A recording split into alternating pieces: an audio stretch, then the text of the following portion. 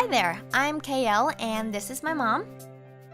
I might be the crafty one in the family, but she's definitely the chef. Mom doesn't speak English, but she wants to share her love of food to you guys. So for her cooking series, I'll just be her voice while she shows you the skills. And today, we are going to show you how to make Vietnamese curry chicken.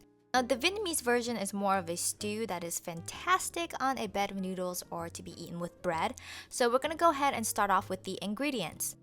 You will need lemongrass and a yucca root. Now, if you can't get your paws on a yucca root, just go for some potatoes and it would work out just fine. You'll also need an onion, the awesome coconut cream. You'll definitely need curry powder, and there are different brands for this, but the one that we're using here and the 3 Bell brand has been a favorite in our household. And then you're gonna need some annatto seeds, which is totally new to me, but this gives the curry a beautiful color with a peppery taste.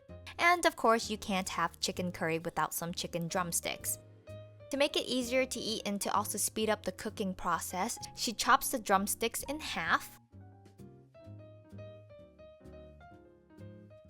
After it's all nicely cut in half, she adds in about 1.5 tablespoons of salt to the chicken, and she mixes the salt and the chicken together. Then she washes them to really clean them up. Now she removes the chicken from the bowl and she gives it one last rinse before she drains them into a colander.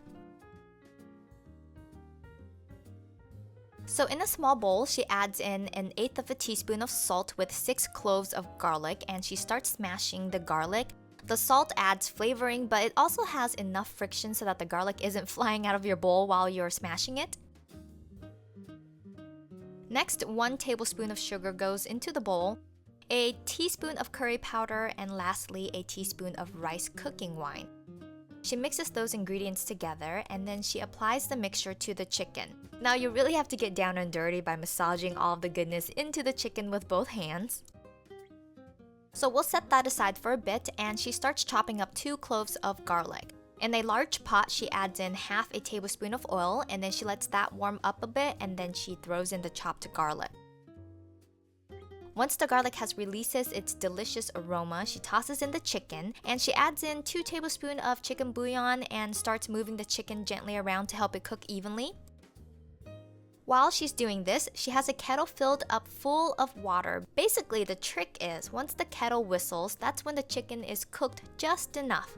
So at that point, she pours the hot water into the pot, filling up about 3/4 of the pot. This was totally ingenious to me because a pot this large can take a really long time to boil, and by having the water pre-boiled, it cuts down your cooking time. So one of the best ingredients ever in curry chicken would have to be the lemongrass. She uses 3 stalks of lemongrass and she starts smashing it with her knife to help release the aroma and flavors. Now she cuts the stem down to size and she ties it all together into a bundle with one of the leaves. By the way, my mom grows her own lemongrass in our garden, and fresh lemongrass is seriously way more superior than the store-bought ones. Now she throws the lemongrass bundles into the pot and she pushes them down so that the flavors would release into the water. Now you'll want to keep the pot at a low boil like this so that the chicken would thoroughly cook through, but it will create a bit of froth at the top, so be sure to occasionally just skim the surface with a ladle to help scoop it out. Now it's time to cut up the yucca roots, and she just cuts them into large pieces like this, and to peel it, just gently cut into it, and you can peel the whole thing all the way around. Now you can surely use potatoes, but there is something really special about a yucca root in curry, and if you haven't tried it, I highly recommend picking one up if you see them in the stores. And to be honest, it's probably my favorite part of the curry, and mom always cuts them into chunks so that it's easier for us to eat, and she always make a note to add a little bit extra yucca roots just for me. She gives the yucca root a quick rinse with water, and then she tosses it into the pot with the chicken. Now typically it takes about 15 to 20 minutes to cook through, so just go ahead and add that into the chicken since by this point the chicken is more than halfway cooked. In the meantime, in a small pot, she throws in 2 tablespoons of annatto seeds and lets it warm up for about 2 to 3 minutes, and then she pours in enough oil to cover the seeds and she lets it come to a boil. Now, annatto seed is really new to me, and I did not realize that it released such a pretty color into the curry, and it definitely makes a huge difference in comparison to curries without annatto seeds. So once it starts to boil like this, you can go ahead and take it off the stove and let it cool down. At about the last 10 to 15 minutes of cooking, it's time to taste test your pot and see if you need anything extra in it. Usually this is when she adds in half a tablespoon of sugar and half a teaspoon of salt. You're gonna slowly add your ingredients in and just taste test it and see how you like it. So now at this point, she also cuts up her onion into wedges and adds it into the pot as well. Next, she adds in a teaspoon of tapioca starch to the coconut cream and she stirs it up and then she pours it into the pot. Now the starch will help thicken up the broth and the coconut cream will give the curry a yummy, creamy texture.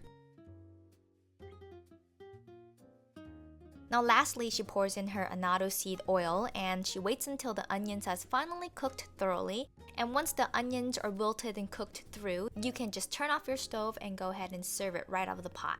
Now you can easily serve this with bread for dipping, but some people like to pour these over a bed of thick rice vermicelli noodles and vegetables. Now I personally like the bread because curry is so much fun to eat with your hands, but either way, you guys have to try out this recipe.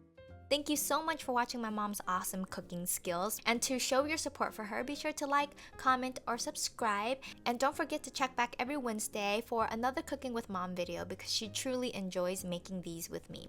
But for now, I'll see you guys later. Bye! 20 phút hả? 20 phút rồi kêu bạn nó lấy là đũa bạn nha. Rồi lấy cái đũa nè. Hả? Nó tét ra nó tét ra nó chín rồi đó. Nha.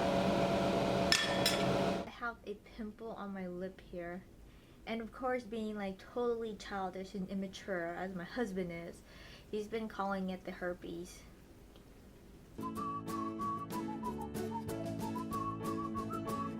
I just got done painting my nailsies and look at them, so pretty. It's actually inspired by Katy Perry's video Dark Horse. I don't know why, but I really